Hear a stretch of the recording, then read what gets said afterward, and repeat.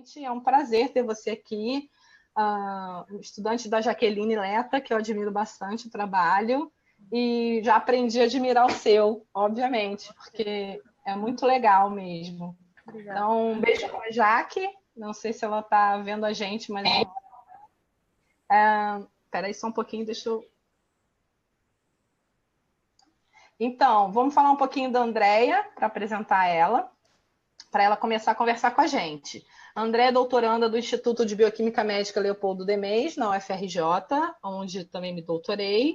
Ela desenvolve pesquisa em centometria e análise de redes sociais aplicada à área de saúde.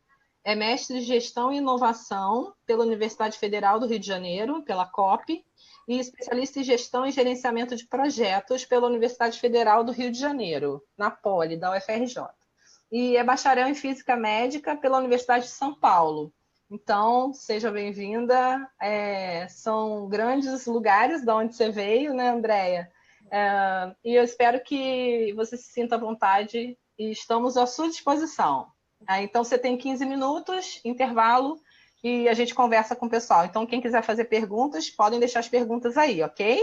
Ok. Como é que eu vejo aqui o pessoal, a pergunta deles? Não, você pode deixar que eu conto para você, tá? Sim, tá bom. Não se preocupa com isso. Só foca no que você vai contar para gente. Tá.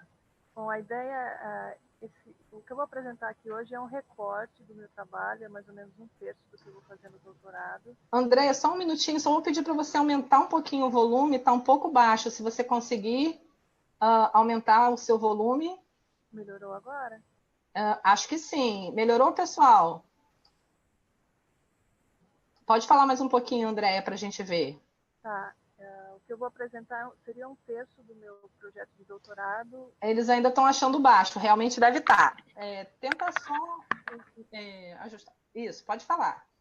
Tá, vou teste aqui, vou tentar mexer no áudio enquanto vocês falam se melhora ou não. Eu trabalho então com centometria. Tá baixo, tá baixo. Pode aumentar. Teste. Aqui tá no máximo agora. Então, pessoal, se você puder falar um pouquinho mais alto, então, Andréia. Tá. Aí, melhorou. Tá. Vou engolir aqui o microfone. Desculpa. Ok. Tá ouvindo? Sim, estamos ouvindo um pouco baixo, mas dá para ouvir. Tá.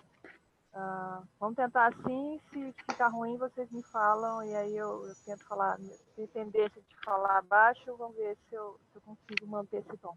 Mas super melhorou, tá? Ok. Eu comecei a desenvolver esse projeto no começo de 2016 e submeti ele no segundo semestre para o Instituto de Bioquímica Médica e comecei então o doutorado no primeiro semestre de 2017. O meu projeto todo é discutir, eu vou analisar em artigos, patentes e fazer um web survey com pesquisadores de impressão 3D para avaliar o impacto da impressão 3D na ciência. Então, essa primeira parte de análise seria referente, então, o que eu vou falar aqui hoje de centometria, é um texto que eu vou apresentar no doutorado, que vem estudando desde 2016. Antes de começar a falar com vocês, eu queria que vocês pensassem, quando eu falo em impressão 3D, qual é o primeiro objeto que vem na mente de vocês? Pode ir digitando aí na interface que existe. E depois a gente vai discutir um pouquinho sobre isso e vocês vão ver que a impressão 3D está muito além do que, eu espero mostrar na apresentação, está muito além do que vocês imaginam hoje que seja a impressão 3D. Tá? Eu vou continuar falando e espero que vocês digitem aí o que vem na mente de vocês quando a gente fala em impressão 3D. Apareceu implantes aqui, Andréia, por enquanto. Por enquanto apareceu implantes. Tá, a estrutura então são dois temas separados, a estrutura do webinar então primeiro eu vou falar sobre impressão 3D e aplicações, aí a gente abre para pergunta, e depois no segundo momento eu vou falar mostrar um pouco algumas análises centrométricas e como elas colaboram com os estudos gerais. Vamos lá, impressão 3D. Antes de existir essa tecnologia, como funcionava? Uma empresa vai desenvolver um equipamento, uma máquina, ela tem um bloco de material, ela usa então a manufatura subtrativa, que é ela pega esse material bruto e retira as partes que ela quer até que tenha o objeto de interesse. No entanto, se o objeto for complexo, ela precisa de vários equipamentos para estar trabalhando aquele material para chegar no que ela deseja. A manufatura aditiva, que é o processo que a impressão 3D faz, é um pouquinho diferente. Então, você tem o material, você vai colocando, depositando esse material em finas camadas perpendiculares até, então, obter o objeto que você deseja. Eu vou passar um vídeo para vocês, enquanto de um modelo, de um exemplo de uma impressão. Enquanto o vídeo ocorre, eu vou falando para vocês que dá para prestar atenção nos dois. Então, qual a ideia? Só o que eu falei para vocês, a gente já consegue entender que o processo de manufatura aditiva ele vai demorar menos tempo de execução, vai gastar menos recursos energéticos, energia elétrica, também recursos materiais, hora de máquina.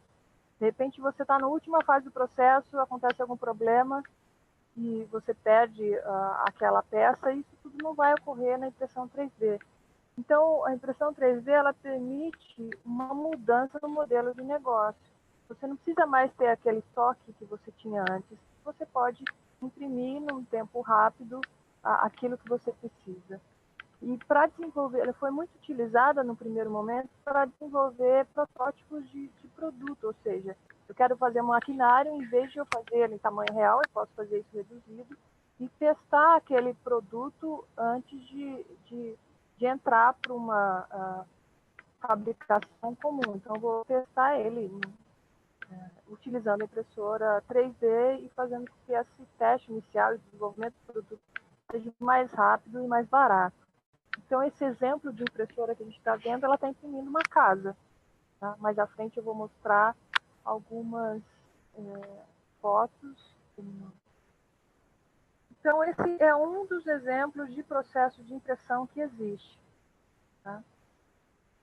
Esse daqui a gente fala de manufatura, então a impressão 3D é um processo de manufatura aditiva. A gente tem dezenas de processos de manufatura aditiva que envolvem, então, tecnologias diferentes, que vai utilizar diferentes tipos de materiais, desde plástico até metal. Tá? E quando eu perguntei para vocês sobre o que vem em mente quando se fala em impressão 3D, o que eu ouço normalmente de resposta das pessoas elas imaginam que impressora 3D serve para imprimir algo plástico, de pouco valor agregado e de pouca complexidade.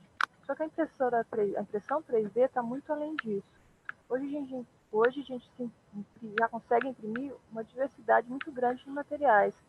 Por exemplo, se imprime roupa, se imprime sapatos, se imprime instrumentos musicais. Aqui é uma impressão de aço. A gente imprime cerâmica, comida, casas. Tem uma ONG nos Estados Unidos que faz casas de 60 metros quadrados em um dia de impressão por $4.000. Então, hoje, no Rio de Janeiro, a gente não constrói uma casa de 60 metros quadrados por menos de 200 mil, isso considerando materiais de baixa qualidade. E meses, né, para fazer uma casa de 60 metros quadrados. Então, já se imprime carro. O que eu entendo de quando se entra no mercado aeroespacial, que essa tecnologia está super bem estabelecida. Se você tem um equipamento que faz uma impressão 3D numa fábrica, ele deu problema, você para aquilo e corrige o problema. Você não pode parar uma aeronave, você não pode parar um satélite, que tem um custo de bilhões. Então, se está sendo usado no mercado aeroespacial, é porque essa tecnologia já está muito mais bem estabelecida e não existe dúvida nenhuma quanto à qualidade que ela empenha. Então, vários autores, pelas características que eu falei para vocês, consideram a impressão 3D o responsável ou o precursor da próxima revolução industrial. E ela é uma tecnologia emergente, ou seja, é aquela que tem a capacidade de criar um novo setor ou de transformar um setor existente. Ela também é considerada uma inovação disruptiva pela seguinte característica: a impressão 3D você pode imprimir peças sem a necessidade de montagem. Aqui no canto superior direito, eu estou mostrando um rolamento, ele é bem grande, a ideia era mostrar que a impressão 3D pode imprimir produtos já prontos sem a necessidade de montagem. E aqui no canto inferior esquerdo, a gente está vendo o que seria um rolamento. Então, ele necessita de pelo menos 4 peças. E com a impressão 3D, você consegue imprimir esse rolamento já pronto, não necessitando assim da montagem. Outro exemplo aqui é uma luva, que é uma malha de aço, que também ela já é impressa pronta. Então, essa característica de não precisar de montagem faz com que a impressão 3D seja caracterizada como uma inovação disruptiva. E na saúde, como é que é isso? Então, teve gente que falou aí de transplante. Quando a gente pensa agora na impressão 3D na saúde, o que viria em mente? Na verdade, tinham falado de protótipos variados, implantes, né? Que já falaram um pouco mais próximo. Tem mais alguém que quer dar uma opinião aí sobre impressão 3D na saúde? Robson, que bom te ver. Acho que está todo mundo tímido. Especialista não vale, hein? Então eu posso falar de coração artificial, alguém falou. Dentes, mais alguém falou. Falou, não digitou. Especialista não vale, eu não sou especialista, então ossos, né? Assim, a partir dos exames a gente pode imprimir. É uma prótese, né? Eu não sei exatamente. Biosensores, que o Guilherme está falando. O Marcílio está falando lentes de contato. Acho que é isso. Alguém mais? Nossa, tem bastante coisa. Lente de contato, para mim é novidade. Não conhecia as lentes de contato. Biosensores, Guilherme, também não tinha conhecimento exatamente. Mas aí a Andrea pode contar pra gente, né, Andrea? Tem gente especialista aí na área, mas legal. Tem? Não sei. Tem alguém especialista aí na área? Eu acho que não. Eu divulguei num grupo da UFRJ de pessoal que trabalha com impressão 3D. Não sei se alguém... Legal. Marcílio, você é da área para falar lente de contato aí? Eu fiquei na dúvida, porque realmente, lente de contato eu nunca tinha visto. lente de contato eu não vi também, não. Marcílio, vai ter que compartilhar com a gente essa, hein? O Robson tá falando rim. Assim, órgãos em geral, né? Já veio o coração, aí ele agora tá falando rim biônico. Okay. Então, bora lá. Bora lá. Inicialmente começou com prótese e órtese, porque é o que vem de mais simples. E também porque, como começou a impressão 3D, as duas técnicas de impressão 3D foram utilizadas com esse fim. E depois foi desenvolvendo a tecnologia e sendo aplicadas em diferentes materiais. Então, essa prótese aqui, ela é feita nos Estados Unidos por $300. E no Brasil a gente já faz por volta de R$ 1.000. Só que uma prótese dessa, quando não era impressa em impressão 3D, ela custava $40 mil. Okay? No Brasil, hoje, a gente já faz prótese, isso é notícia de 4 anos atrás, por R$ 1.000. E também esse tipo de placa para reconstrução cirúrgica foi como começou a utilização dessa tecnologia. Então, eu pergunto para vocês, é possível a impressão de pele? Sim, é possível. De que forma? Aqui a gente tem essa notícia de janeiro, que cientistas chineses fazem implante de orelha. É para uma malformação que existe, então você imprime a orelha e faz o implante. Eu vou explicar como ocorre. E aqui essa notícia de fevereiro, brasileira ganha o prêmio internacional com pele em 3D que substitui testes em animais. Como é que funciona isso? Vou mostrar para vocês aqui no vídeo.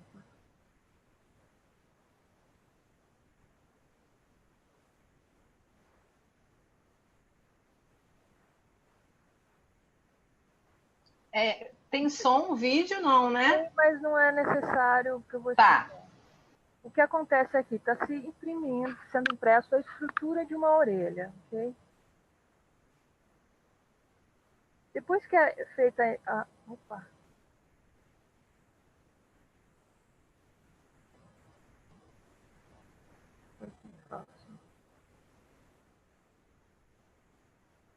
depois que é feita a impressão da estrutura, qual é o procedimento para a impressão de órgãos?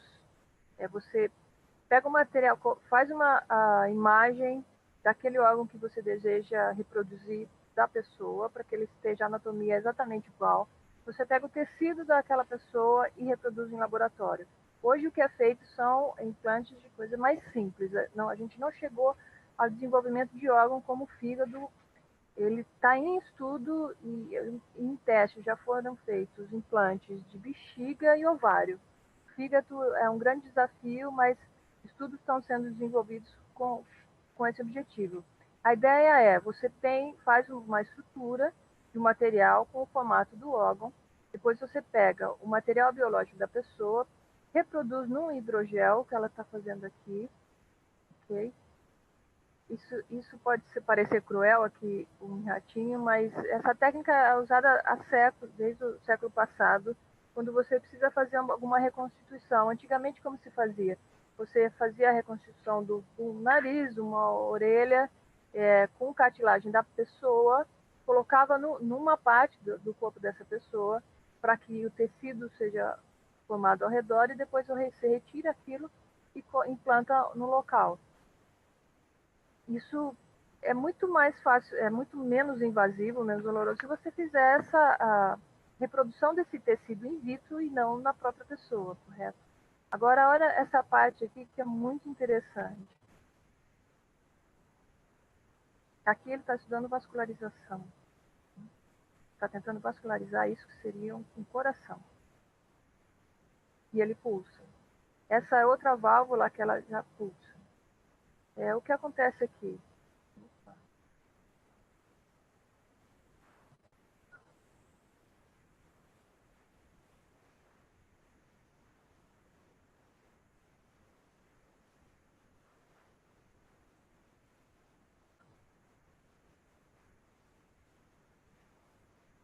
Olha que interessante essa questão do pulmão. Qual a ideia, então? Imagina que eu tenho numa placa de Petri um pedaço de um tecido cardíaco. Então, eu estou com aquele pedaço de tecido cardíaco e eu estou reproduzindo aquele tecido no hidrogel, que é um material que tem 99% água, mas ele tem ali uma vitamina, seria um alimento para a célula crescer. Então, aquele tecido cardíaco, como ele vai se comportar? Ele vai pulsar da mesma forma que o músculo liso faz isso, né? Então, a ideia é você cria uma estrutura e reproduz o tecido ao redor. Só que para a gente chegar na questão de um fígado, de um algo mais complexo, não basta só a parte anatômica. Então, hoje a gente já faz a parte anatômica de um fígado, mas você tem que ter a vascularização e toda uma gama de outras funcionalidades que exige aí a multidisciplinaridade. Então, isso está em estudo, mas a gente não chegou a imprimir um órgão complexo como um fígado. E hoje se tem banco de arquivos. O NIH ele te dá um banco de próteses, aqui tem moléculas, tem a parte toda cardíaca que você quer, tem uma impressora, você baixa lá gratuitamente. Esse arquivo você pode imprimir para estudo.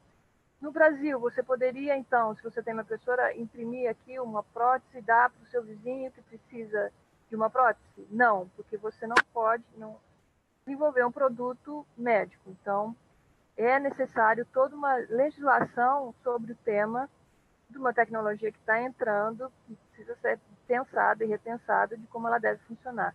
Então, até então, eu falei de várias possibilidades e coisas boas que a impressão 3D tem, mas a gente não pode esquecer que ela também pode ser usada para outros fins, como, por exemplo, um armamento.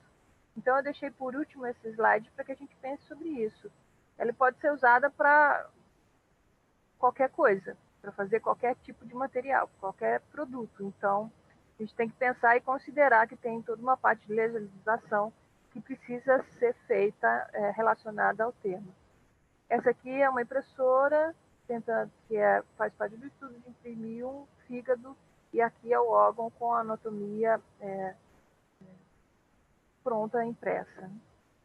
Então, eu estou no tempo aqui para parar para vocês fazerem perguntas.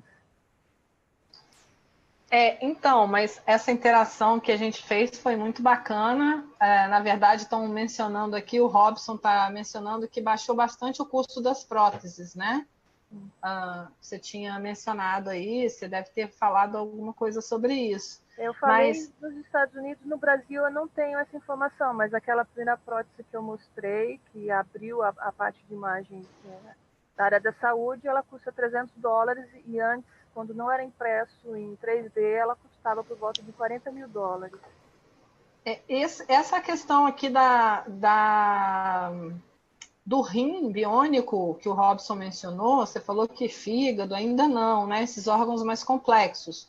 Mas esse rim, assim, eu não tinha também conhecimento sobre. Você consegue hoje, unindo duas tecnologias como a laboratório em chip e impressão 3D. O que seria laboratório em chip? Você simular um órgão, você reproduzir um órgão numa placa, que principalmente ela vai dar a questão de pressão, vascularização, então vai entrar fluido e sair fluido. Então, você já consegue estudar muito em relação a drogas, como é que, substituindo o órgão por um chip. Existem testes para utilizar esses órgãos, mas nenhum implante foi feito do fígado, por exemplo. Implante que já foi feito em fase de teste foi ovário, isso em animal, e no humano foi bexiga. E deixa eu te fazer uma outra pergunta, então, Andréa. A impressão 3D na saúde para a área de pré-cirurgias, né? Quando as pessoas estão no pré-cirúrgico e elas têm alguma cirurgia mais invasiva, eles têm utilizado impressão 3D, né? Antes das cirurgias, Você não? pode usar impressão 3D, também é muito usado para treinamento cirúrgico. Então, você é impresso aqueles órgãos e você treina. É muito cirurgia onde você tem laparoscopia, por exemplo, para você treinar isso, você vai, então, fazer o treinamento de como você chega naquela parte do tecido de interesse, você faz simulações de testes, de treinamento, utilizando órgãos impressão 3D. Também já se faz estudo com drogas em simulando alguns órgãos impressos em 3D. Você acha que a gente tem hoje, assim, o que é mais difícil para a utilização ou maior ampliação da utilização das impressões 3D e da impressora 3D na área da saúde hoje? Acho que, por exemplo, na saúde pública não tem aplicação de nenhuma dessas que você falou, No Brasil, tem? já tem, inclusive no Brasil. Começou com órtese e prótese e também a parte dentária, isso está bem evoluído. Mas via SUS, saúde pública. Olha, eu conheço alguns hospitais que fazem isso, eu não sei se via SUS. Ok, perfeito. Entendi. Eu acho que você explicou muito bem. A gente tem uma INCT, que é a Biofabris, que é relacionada à bioimpressão. Então, ela começou, se eu não lembro agora que ano ela começou, eu sei que ela começou, teve um incentivo, um dinheiro em cima disso, foi identificado que seria uma boa desenvolver tecnologia no assunto, mas eu sei que ela, ultimamente, ela não recebeu verba, então ela não está no seu pico de trabalho. A Sônia está perguntando se é possível fazer válvulas cardíacas com esse processo. Você viu, no vídeo aparecia uma, né? Eu não conheço testes que já estejam testando isso. Sim, se faz, mas eu não sei que fase está isso, de estudo clínico, ou como é que está a fase para chegar no mercado, chegar efetivamente na utilização em transplante. Mas certo. E o Guilherme Dognani está perguntando qual material normalmente é usado para a impressão desses órgãos internos, porque ele diz que porque ele está dizendo que é preciso várias propriedades como elasticidade, biocompatibilidade, resistência química e outras coisas, né? A ideia é que você utilize o material biológico do próprio paciente, não tendo assim a parte de rejeição do órgão do tecido. Então, mas existe toda uma parte funcional que essa está em desenvolvimento. A vascularização, ok, a reprodução do tecido no formato, ok, mas a funcionalidade ainda a gente não chegou lá. Certo. Na verdade, a Andrea está fazendo uma pesquisa, a área dela não é impressão 3D, né, André? É importante explicar que, na verdade, a impressão 3D é o objeto de estudo dela, certo, Andréia? Então, eu não sou especialista em impressão 3D, eu estudo impressão 3D porque eu vou analisar essa tecnologia. Então, você pode imprimir os órgãos no tecido, mas esse, por exemplo, esse coração que está aqui na tela, ele é impresso em 3D, mas ele é um silicone. Então, dentro dele tem a válvula para ele funcionar e é um coração que funciona. Não sei como é que já está implante disso, mas ele é funcional. Só para deixar bem claro que a sua área de pesquisa, na verdade, é a impressão 3D e todas essas aplicações na área da saúde é o seu objeto de estudo, né? Então, assim, é encantadora, ela tem acesso a tudo isso porque ela está tentando entender essa tecnologia. Eu acho que é isso que você vai contar para a gente um pouquinho agora, né, Andréia? Na segunda parte eu vou falar de algumas análises, falar da sintometria, como uma análise sintométrica pode colaborar para qualquer tipo de estudo e para qualquer tipo de pessoa, desde um estudante de iniciação científica até uma agência de fomento ou um Ministério da Saúde que queira desenvolver políticas públicas, ele pode utilizar desse tipo de análise que eu estudo e vou aplicar, então estou aplicando na impressão 3D com recorte na área de saúde. Então, não sou especialista, não sei discutir sobre as técnicas, por exemplo, todas aquelas 15 tecnologias, mas outras que estão em desenvolvimento. Eu estudo isso, mas não trabalho com uma impressora, não imprimo órgãos.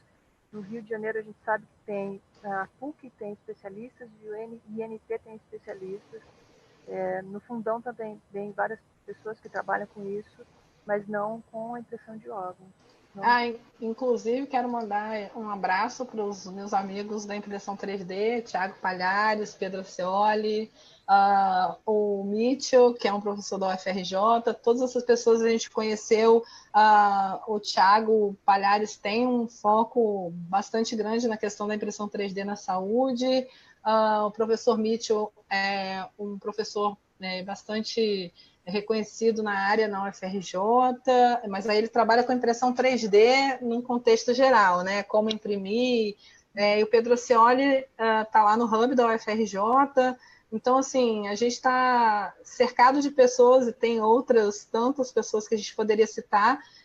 Nosso primeiro evento aqui na rede foi um evento híbrido com exatamente a aplicação da impressão 3D na saúde.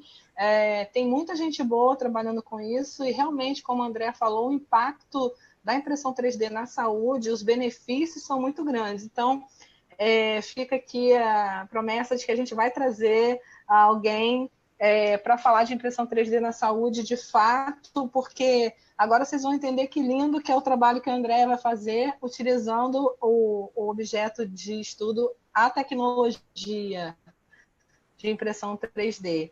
Mas a gente vai trazer em breve um especialista na área de impressão 3D para a saúde, porque eu acho que é uma demanda da rede, na verdade. Mas a Andrea falou tantas coisas que a gente já não conhecia, e vocês também. Marcílio, estou de olho nesse negócio da lente de contato, viu? Vou pesquisar. Então, Andréia, a gente pode seguir se você quiser, tá? E a gente pode dar sequência. Tudo bem para vocês? Alguém tem mais algum questionamento para ela dessa primeira parte? Tudo ok? Agora vamos ver a mágica da sintometria. Eu sou apaixonada. Eu separei vários vídeos, os vídeos mais interessantes que eu estava revendo para falar para vocês. Eu deixei tudo no final da apresentação, para quem tiver interesse, está separadinho lá e vocês podem olhar e conhecer um pouco mais. Então, como a Juliana falou, eu estudo a impressão do 3D, então a ideia é entender o impacto que ela pode trazer na ciência, porque pode ter áreas que vão ser adaptadas completamente, outros podem, frente disso, podem deixar de existir devido à utilização dessa tecnologia. Bom, eu vou falar um pouquinho para vocês sobre cientometria. É um pouco complexo mostrar a análise, eu não vou falar aqui para as definições do que é cientometria, explicar as leis ou mais utilizadas, eu vou tentar aqui fazer uma coisa mais leve, que é mostrar alguns resultados e explicar como a cientometria auxilia nos estudos. Então, como é que a análise cientométrica pode nos ajudar sobre qualquer tema de estudo, sobre qualquer estudo científico. E não só esse tipo de análise, para artigos também, patentes, são utilizadas por indústrias para se situar no mercado, então isso é utilizado em inteligência competitiva, algumas análises que a cientometria também utiliza, que é a análise de redes sociais, e em estudos de futuro, que ou seja, se eu sou um Ministério da Saúde, eu quero saber que tecnologia que o Brasil precisa investir hoje para que a médio prazo o sistema de saúde não esteja tão dependente de tecnologias de fora. Então, existem várias perguntas que esses estudos cientométricos podem auxiliar. Então, só para a gente esclarecer, Andréia, para ficar bem mais tranquilo, a cientometria são métricas da ciência apenas, ou a gente está ampliando isso? Assim, só para a gente tentar esclarecer melhor o conceito de cientometria. Então, a cientometria começou, a primeira vez que esse nome foi utilizado foi no final da década de 60, em 1969. E a ideia é, nós fazemos ciências, ok, desenvolvemos pesquisa e fazemos ciência, mas como é que a gente pode avaliar a ciência que a gente faz? Como é que é o processo de comunicação dessa ciência? A gente está sendo eficiente? Então, o exemplo que eu vou dar agora, eu vi numa entrevista que eu até deixo no final da apresentação da professora Jaqueline, que ela faz a seguinte analogia: você vai avaliar um aluno. Então, você pode avaliar de duas formas. Você dá algumas provas, faz uma média e dá um número para esse aluno. Ou você pode contextualizar esse aluno dentro do ambiente. Então, você pode avaliar qual a participação do aluno em aula. Ele realmente prestou atenção ou ele ficou dormindo e ficou no WhatsApp? Qual a frequência desse aluno? Qual é o envolvimento dele? Qual o desenvolvimento dele? Como ele era no início da disciplina e no final da disciplina? Então, o que a cientometria busca seria esse tipo de análise. Então, contextualizar os dados de uma forma, nesse dado, na onde ele está relacionado, para conseguir ter uma avaliação melhor disso, de como, do contexto em geral. Então, a cientometria começou assim, analisando a ciência, né, métricas da ciência, mas algumas análises que ela usa são utilizadas também fora do que a gente chama de cientometria. Por exemplo, a gente vai mostrar aqui alguns exemplos de análise de redes sociais que é utilizada, por exemplo, em estudos de futuro e em inteligência competitiva. Tá? Então, o que seria a contribuição da cientometria? O que seria essa contribuição da cientometria para a análise métrica? A cientometria ela avalia a dinâmica relacional das variáveis complementando os dados descritivos. Meu Deus do céu, que é isso? Não entendi. Calma, eu vou explicar, vou dar exemplo e no final a gente vai entender o que é isso. Então, cientometria avalia a dinâmica relacional. O que seria essa dinâmica relacional? Então, o relacionamento existente daquele dado com o ambiente social dele. Okay? A dinâmica dos relacionamentos existentes entre as redes. Mas que redes? Calma, eu já vou mostrar uma rede, tá?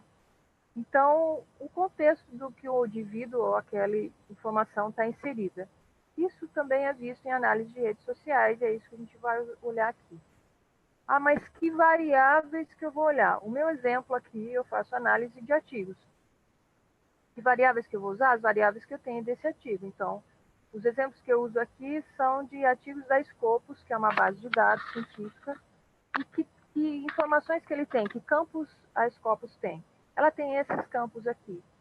Então, que campos que eu posso avaliar? Todos eles. O que eu quiser avaliar, o que foi interessante para mim compreender num contexto, eu posso estar avaliando.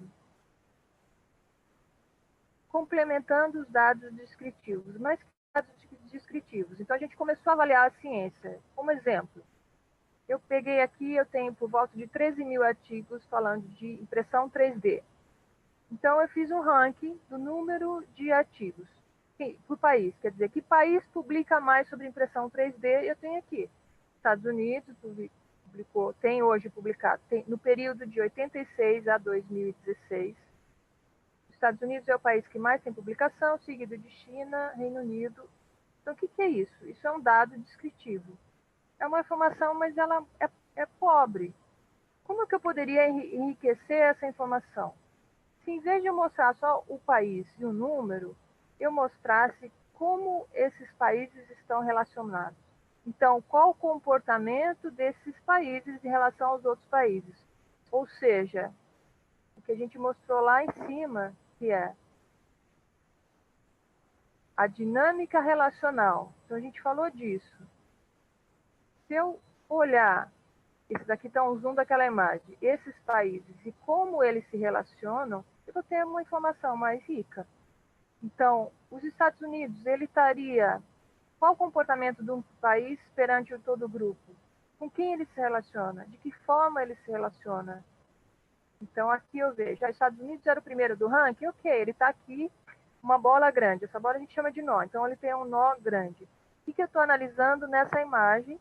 Número de documentos produzidos no período que eu falei, de 86 a 2016. Então, aqui, Estados Unidos está mais central, representando um nó grande, porque esse nó representa o número de documentos.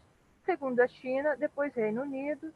E a Alemanha, cadê? A Alemanha está aqui atrás, lembrando que isso seria uma análise tridimensional. O Brasil, no ranking, ele está em 20º lugar, só que ele já aparece aqui. Por quê? Porque ele tem muitos relacionamentos com outros países. Vamos dar um zoom no Brasil.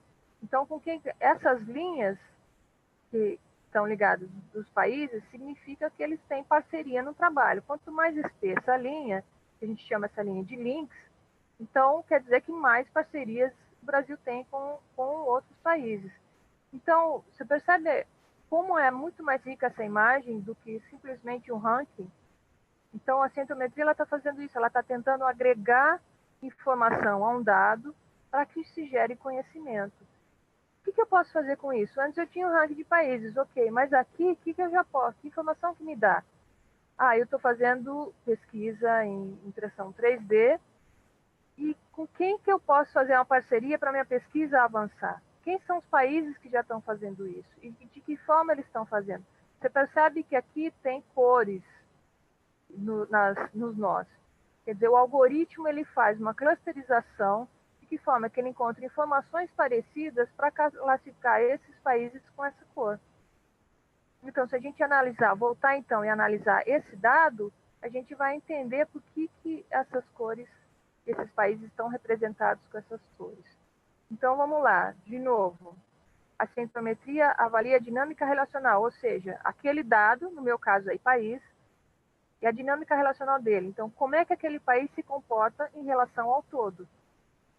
Das variáveis, que variável aqui, nesse caso, o país, complementando os dados descritivos. Então, o dado que eu tinha inicialmente, que é só um ranking, agora eu já sei com quem que ele se relaciona.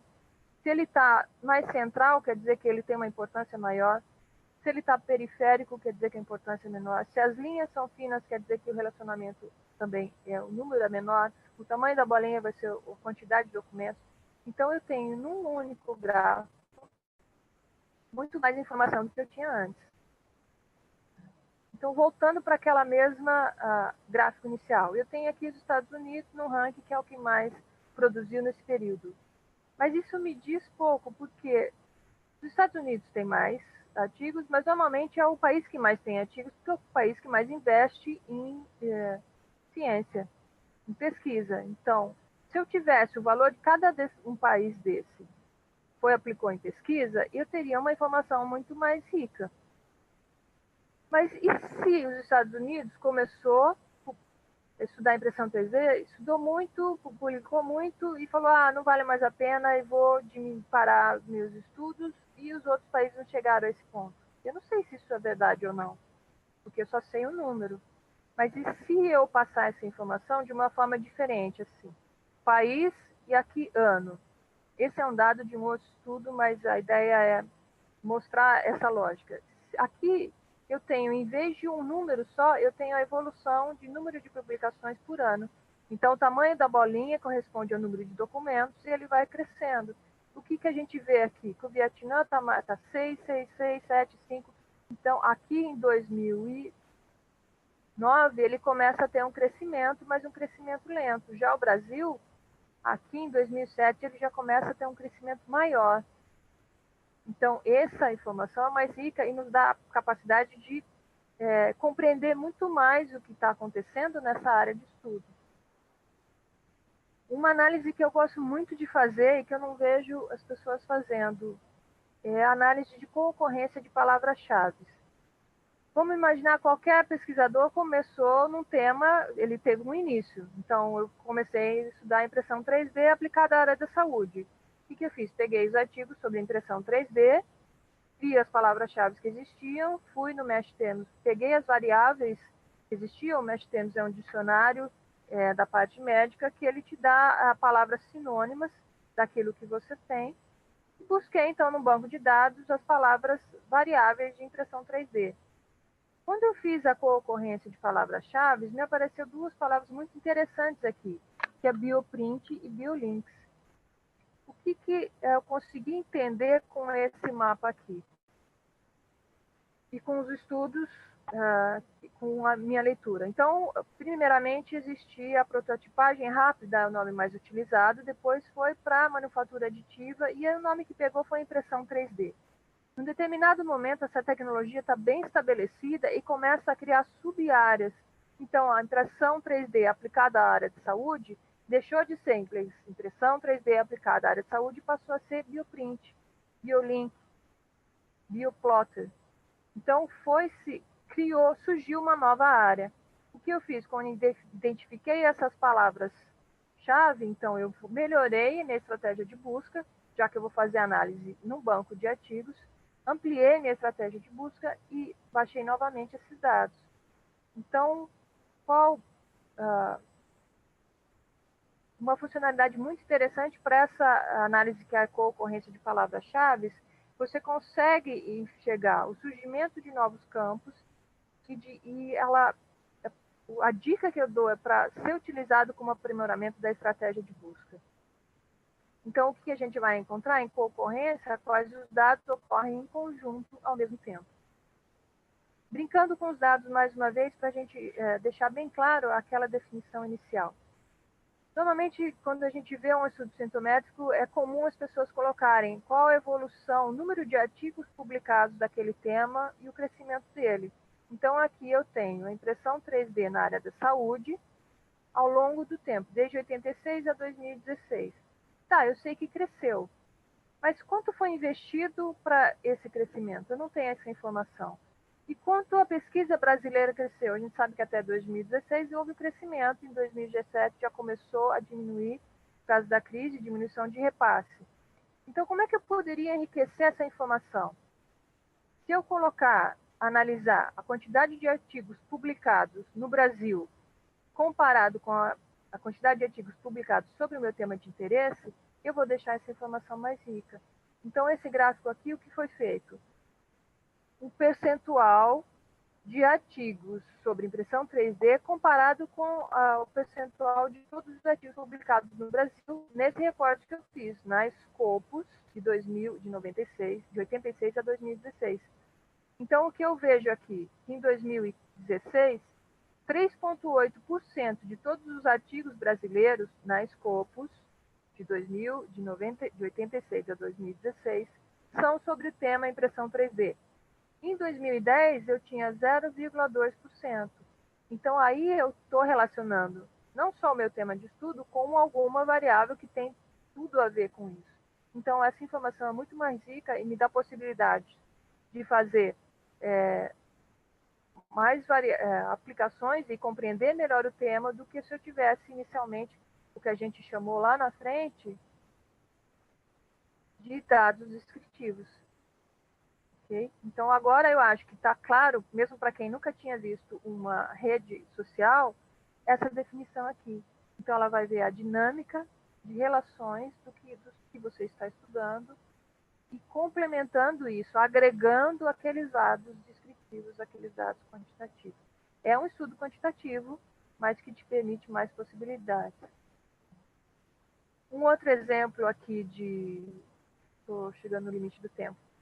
É claro que você tem aquela gama de variáveis que você pode analisar. Qual você vai analisar? Depende do que você quer saber. Então, aqui o que eu fiz, como um exemplo, eu peguei de 13 mil artigos sobre impressão 3D no mundo, que é o azul escuro, comparado com o Brasil, que é azul claro, qual o ranking das áreas de publicação da revista. Ou seja, de tudo que é impresso, de tudo que todos os artigos publicados em impressão 3D, eles são classificados em quais temas, em quais áreas.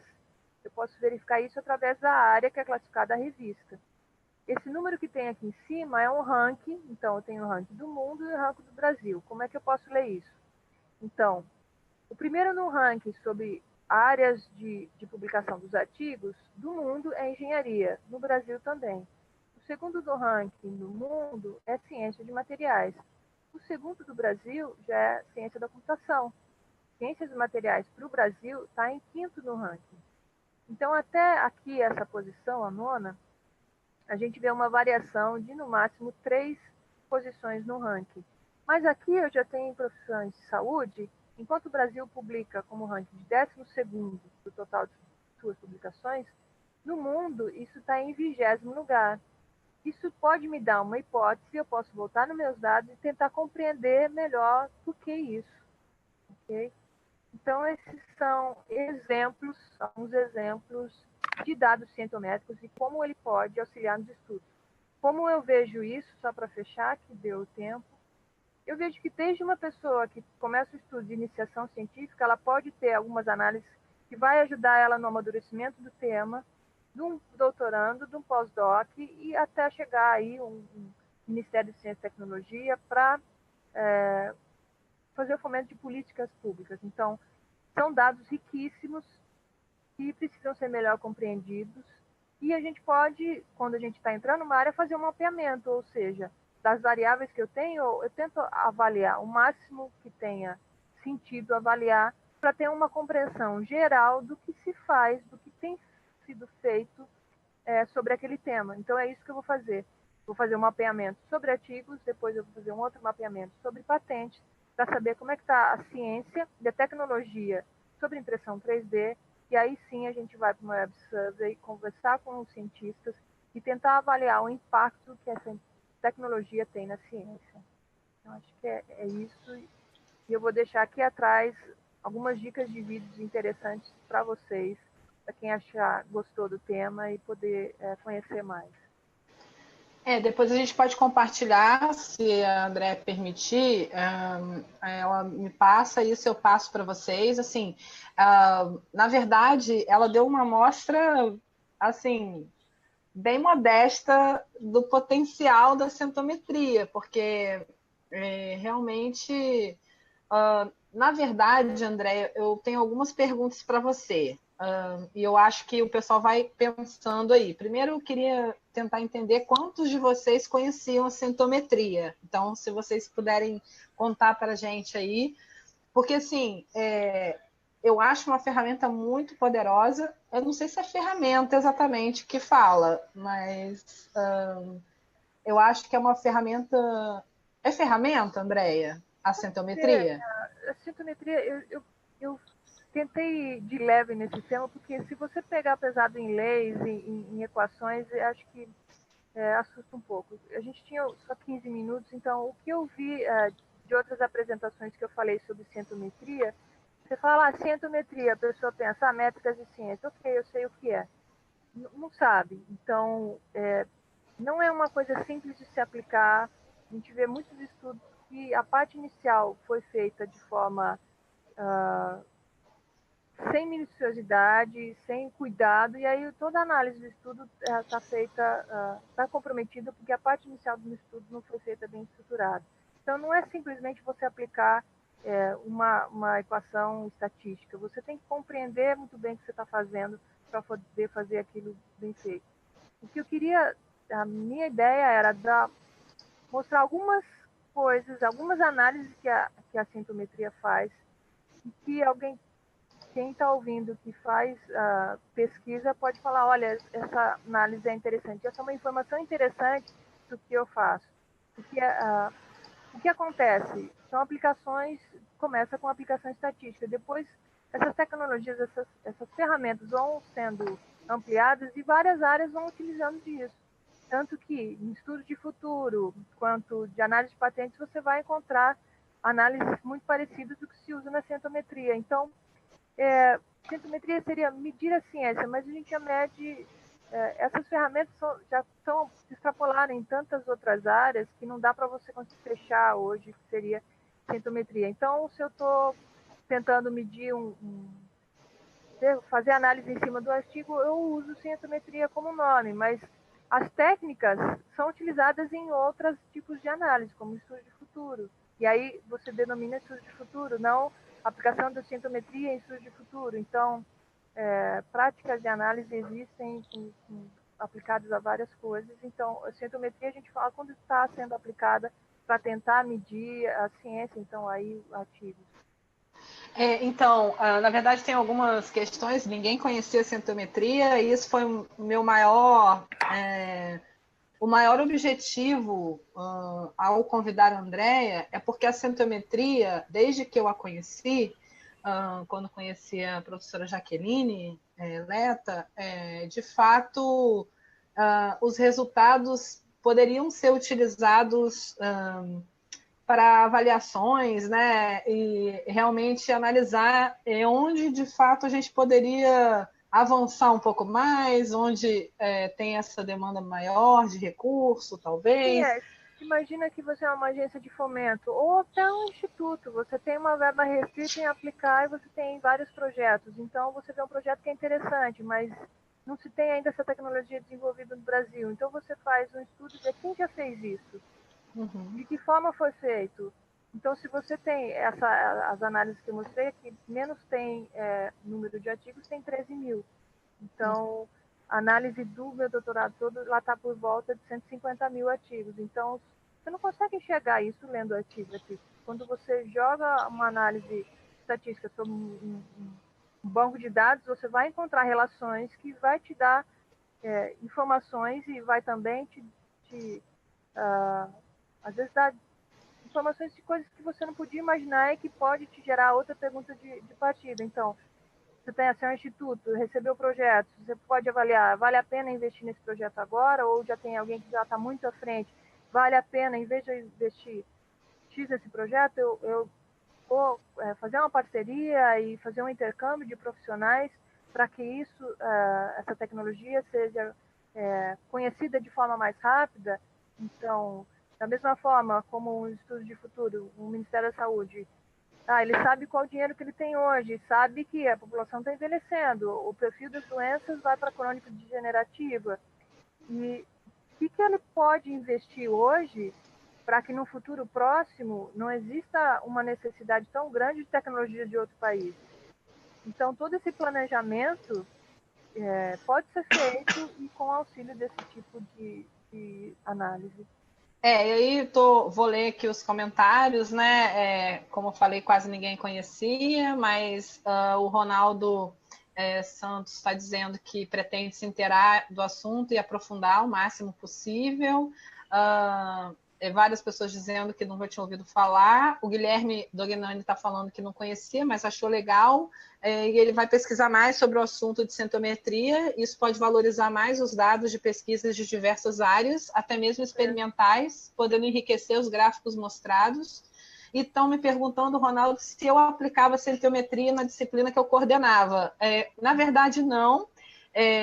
Porque existem alguns softwares, né, principalmente de análises de palavras e línguas, né, que usam um pouco, na verdade, a metodologia que se usa nos softwares que a Andréia usa, né, mas são outros tipos de análise, né? Então a gente também tem clusters, a gente também tem essa questão das palavras-chave, a gente também tem esse agrupamento por proximidade e por concorrência, mas são softwares para análise de representação social, né? Então a gente tem o Miramotec, a gente tem outros softwares que usam um pouco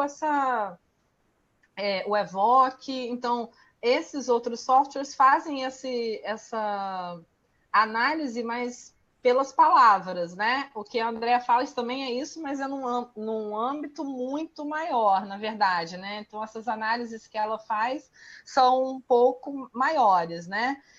Agora, a centometria, na verdade, tem sido usada também, né, Andrea, para análise de mapeamento de colaborações, não é? Imagina aquele mapa, em vez de países, você pega instituições. Eu deixei aqui no final, porque estava estourando o tempo, eu tenho um aqui. Ó, por exemplo, esse daqui, eu não falei porque eu ia chegar a 25 minutos de apresentação. Por exemplo, quem faz impressão 3D no Brasil, na área de saúde. Esse dado não está limpo, tá? Então, existe um erro aqui, vamos considerar só um exemplo. Quem é CTI, Renato acha? É o INCT, que está em Campinas, que é a Biofabs. Com o que ela mais conversa? Ela faz parceria com a PUC e com outros países aqui, Letônia. Depois tem o grupo da USP, que está mais central. Ele está mais central, mas ele tem um nó menor. Quer dizer, ele se liga a mais pessoas. Ele está mais central porque em menos passo ele chega a mais gente do que o CTI. Porque a USP começou, isso se a gente pode fazer um mapa desse, dividido em tempos, e aí a gente a evolução dessas instituições. Então, a USP começou a pesquisar sobre o tema antes da CTI ser criada, então ela está mais central. A UFRJ já está mais deslocada aqui e faz mais parceria com outros países. Então, posso fazer isso para a instituição, okay? Posso fazer isso por nome de pesquisador. Eu quero, estou no doutorado, quero fazer pós-doc, com quem que eu vou? Pega os arquivos da sua área, os temas da sua área, e vê quem são os caras que estão aqui. Então, tem muitas funcionalidades do único mapa. E eu posso fazer mapa do quê? De todas aquelas variáveis que eu mostrei lá. Na verdade, eu estava citando alguns softwares, viu, Marcílio? Mas, na verdade, são softwares de análise de representação social e de como as pessoas pensam ou trabalham com determinados conceitos, né? Então, para compreender melhor o que cada grupo entende sobre conceitos diferentes. Então, se eu perguntar, por exemplo, o que as pessoas pensam sobre inovação, por exemplo, em determinados grupos, as pessoas vão falar de forma diferente. Também dá para fazer análises textuais das palavras que são mais citadas, por exemplo, numa área de pesquisa. Mas isso é num espectro muito menor do que a Andrea está falando, na verdade, né? Assim, o poder dos softwares que a Andrea usa e da metodologia que ela usa, então, eu não considero que eu fiz centometria, na verdade, não, é muito longe disso.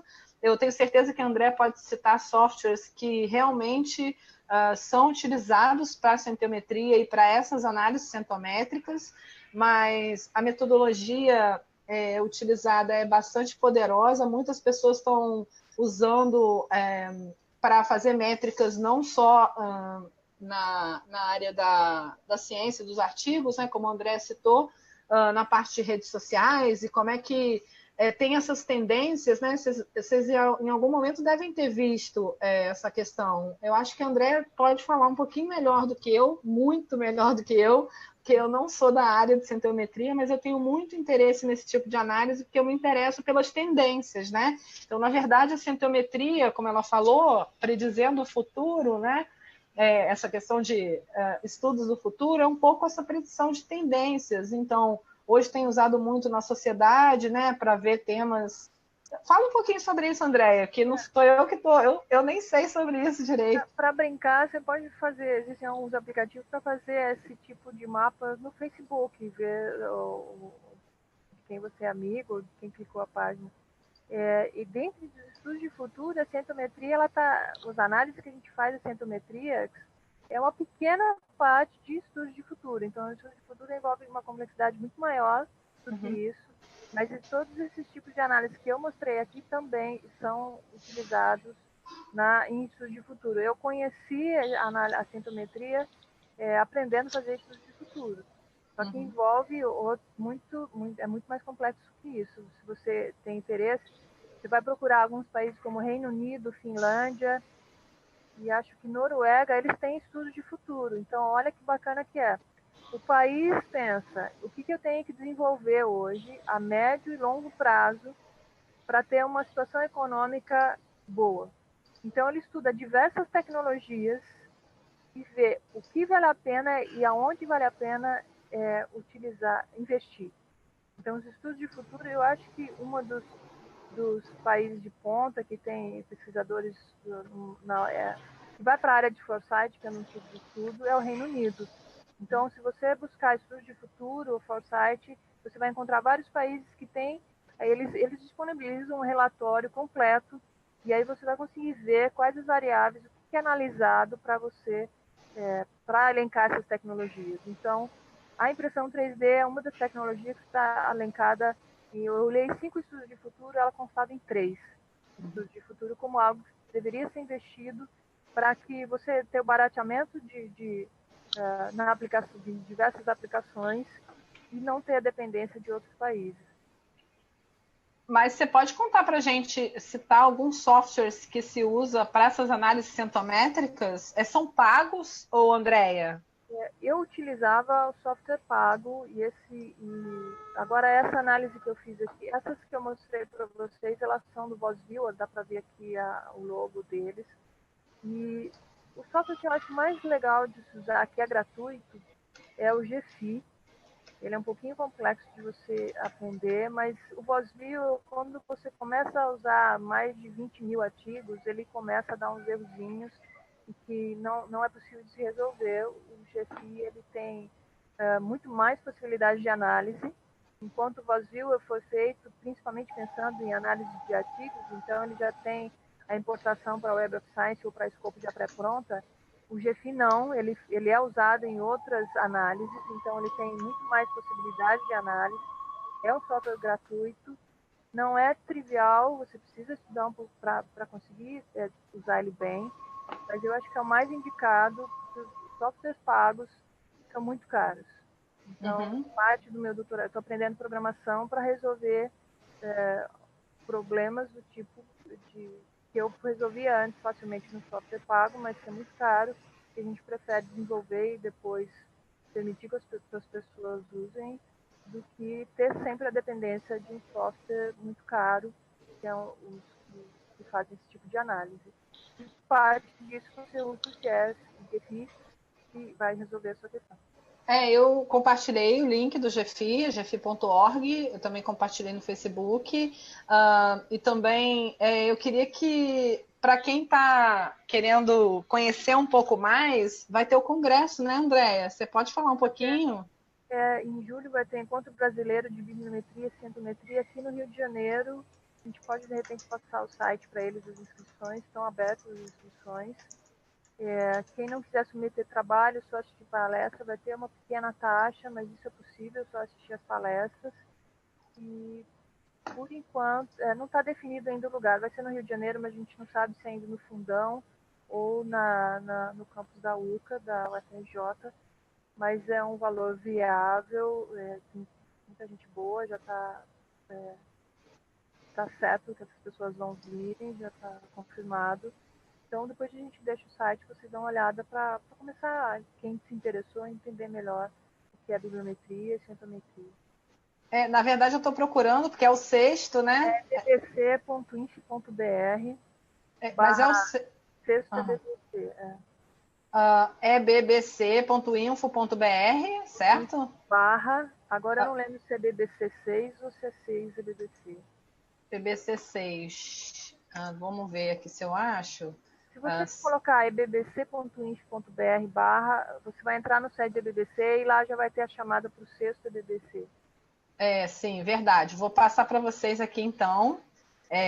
Também acho que é uma boa dica. E fala para mim qual é a maior dificuldade de análises centométricas que vocês acham. Assim, o início é complexo. Assim, como alguém que está querendo entender melhor a centometria, por onde começa, Andréia? Para a gente que está aqui apaixonado pelas possibilidades, por onde a gente começa?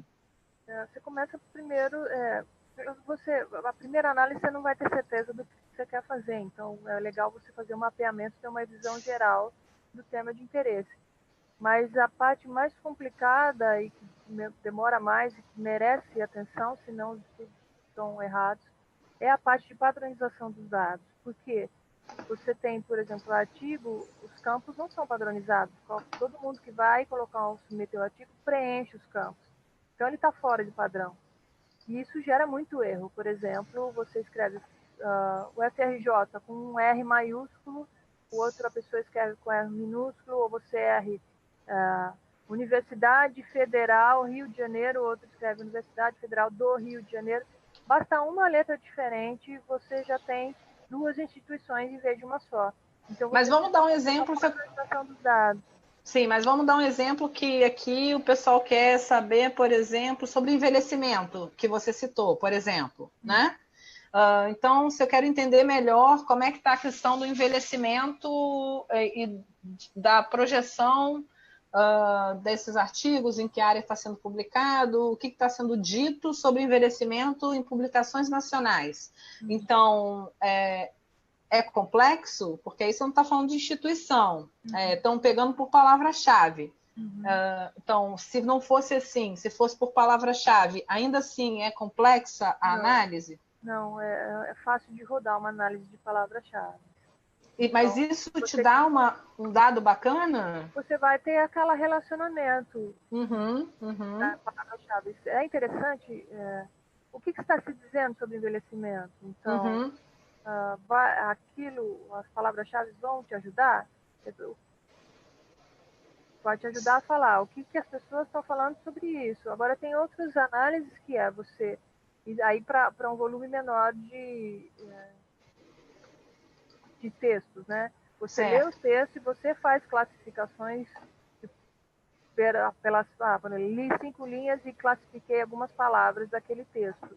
E depois você pode rodar isso, uma concorrência daquelas palavras que você compreendeu. Então, você categoriza o texto, e aí, naqueles textos que você categorizou, aí sim você vê essa rede. Então, você vai compreender como as categorias dos textos que estão falando sobre aquele tema e como eles estão relacionados. Então, quais artigos falaram algo parecido? Então, isso vai te indicar que é por aí.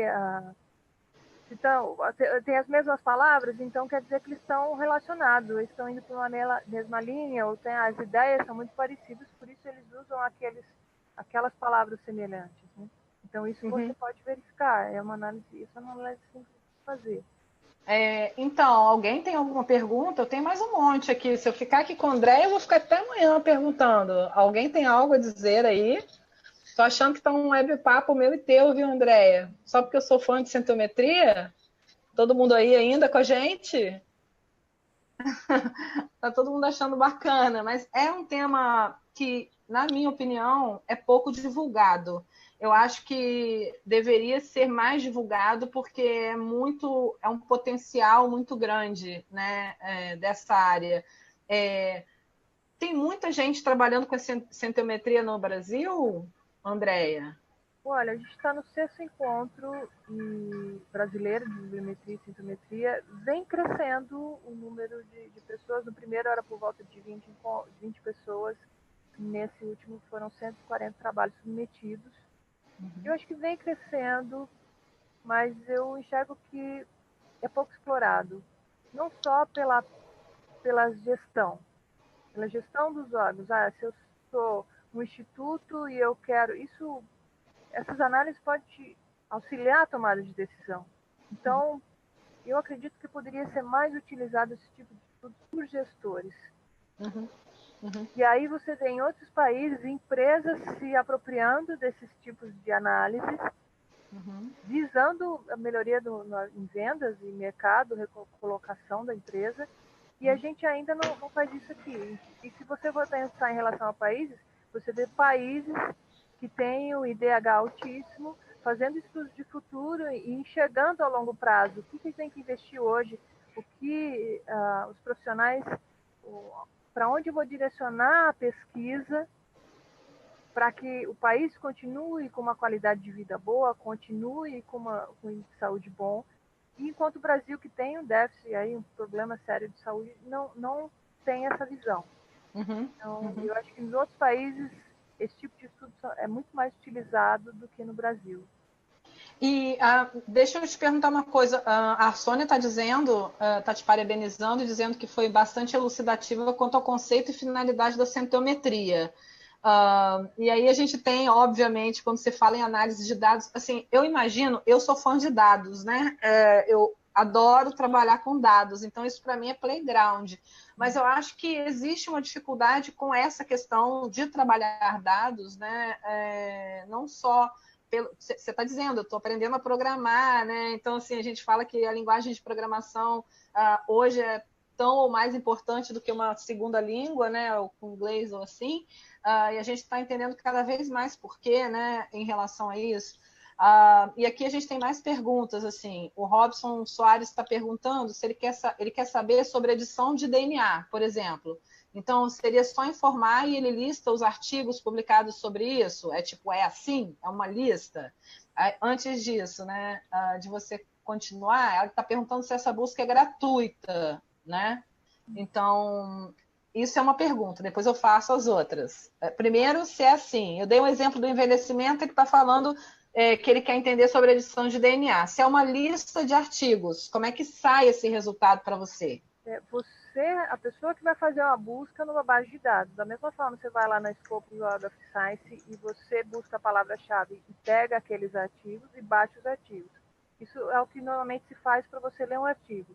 Só que em vez de baixar o artigo, você baixa os dados do artigo, que é aquele campo que eu mostrei no slide. Então, o que você pode analisar é o relacionamento desses dados do artigo.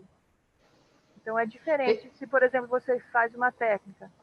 Eu vou dar um exemplo eu li na graduação textos sobre aplicação de laser para o processo de diminuição de dor.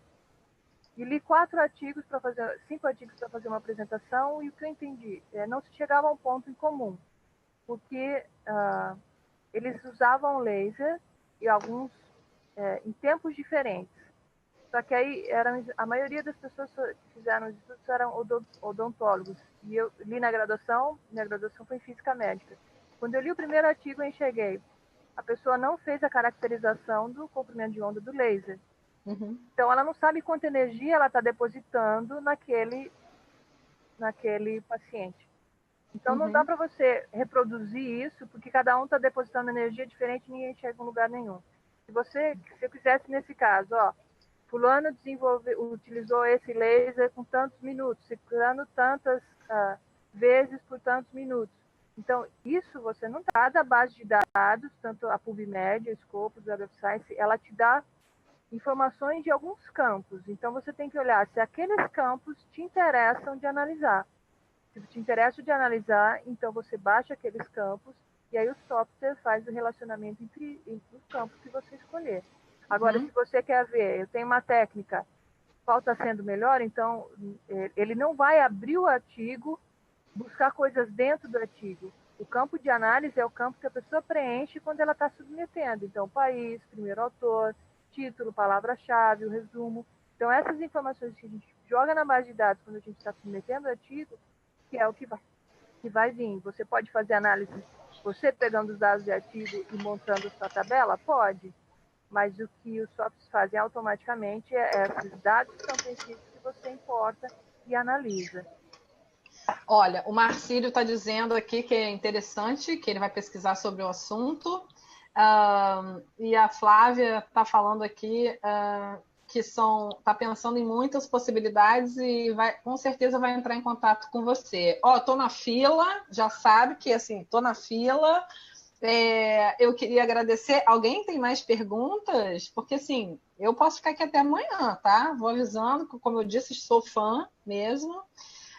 Robson está dizendo que vai buscar se aprofundar mais sobre esse assunto. De repente, né, quem sabe, André, a gente monta alguma coisa aqui na rede que a gente possa... olha eu fazendo convites ao vivo sem nenhuma prévia, mas de repente poderia ser legal a gente propor algum curso online que a gente possa trabalhar junto, dados com problemas das pessoas, né?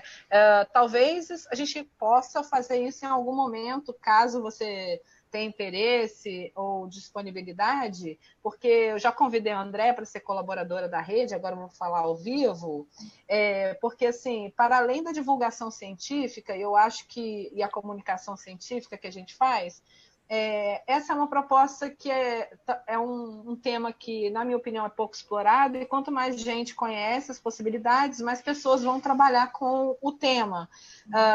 E eu acho que poderia ser Eu vou fazer uma enquete aí depois para ver quem teria interesse em aprender um pouco mais sobre isso, e quem sabe a gente monta alguma coisa para a gente fazer junto, aprendendo online, um pouco mais. É como se fosse uma centometria básica, algo só para as pessoas saberem como começa, porque tem gente aqui do Brasil inteiro, né? E eu conheço poucas pessoas que oferecem disciplinas. Eu sei que na Fiocruz tem, eu sei que às vezes aí tem, né? No segundo semestre, a JAC oferece essa disciplina. Então, normalmente é um dia todo, durante 4 ou 5 semestres. A última vez foi 5 segunda-feiras.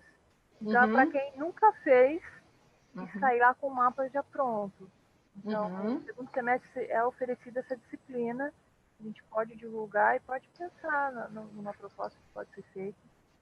Porque assim, nem todo mundo vai poder ir na UFRJ uma segunda-feira o dia inteiro, né? Mas de repente a gente pode fazer módulos, propõe para a Jaque, de repente, Jaque não, para a professora Jaqueline, e de repente a gente pode fazer alguma coisa nesse sentido, porque parece que o interesse aqui, todos de acordo? Vocês acham que seria bacana algo assim, que a gente pudesse fazer algo colaborativo? Então, tenho 2 sims. Tem 3 sims, e de repente vai aparecer mais. Opa, 4 sims. E André, já lotou sua turma, que se der conta de 4, 5. Mas assim, eu acho que poderia ser bem bacana. São análises muito importantes, eu acho. A gente falava de estado da arte antigamente, né? Que a gente catava. Imagina, olha que potencial de teoricamente um estado da arte de um tema com esse viés tão embasado em dados de fato, uma coisa poderoso, né, para a gente guiar e seguir. Então, mais uma vez, eu agradeço por você ter aceito o desafio de estar aqui com a gente.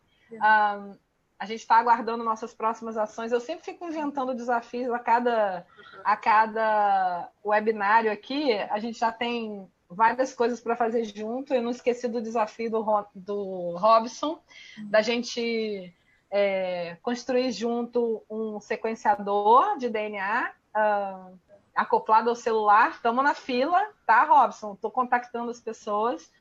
E eu queria, se você puder parar só de compartilhar a tela um minutinho, eu queria mostrar para vocês. Não esqueci não, tá, Robson? É que março está frenético, tá? Abril e diminuir para a gente minimizar esse problema, tá? Então, aqui, deixa eu abrir, meu Deus, no WhatsApp, gravado. Então, aqui, só para vocês verem nossos próximos eventos, né? A gente tem o Josemar, como eu já tinha falado, vai ser no dia 3 de abril. A gente tem o André Sarria, que vai falar um pouquinho para a gente da comunicação da natureza. Então, como as plantas se comunicam e como elas podem nos ajudar a produzir mais alimentos para o futuro. A gente está pensando sempre no futuro, né? Tem que começar agora. É o que a Andrea falou, né? A gente vai falar com a professora Clícia sobre como as nossas escolhas podem impactar as próximas gerações.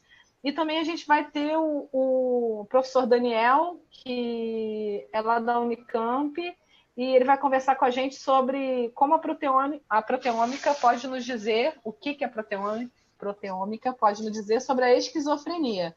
Então, assim, são temas variados, diferentes, assim como a gente tem tentado fazer, e eu conto com vocês mais uma vez. Como eu falei, março foi insano, a gente fez muitos webinários e a gente vai diminuir um pouco mais.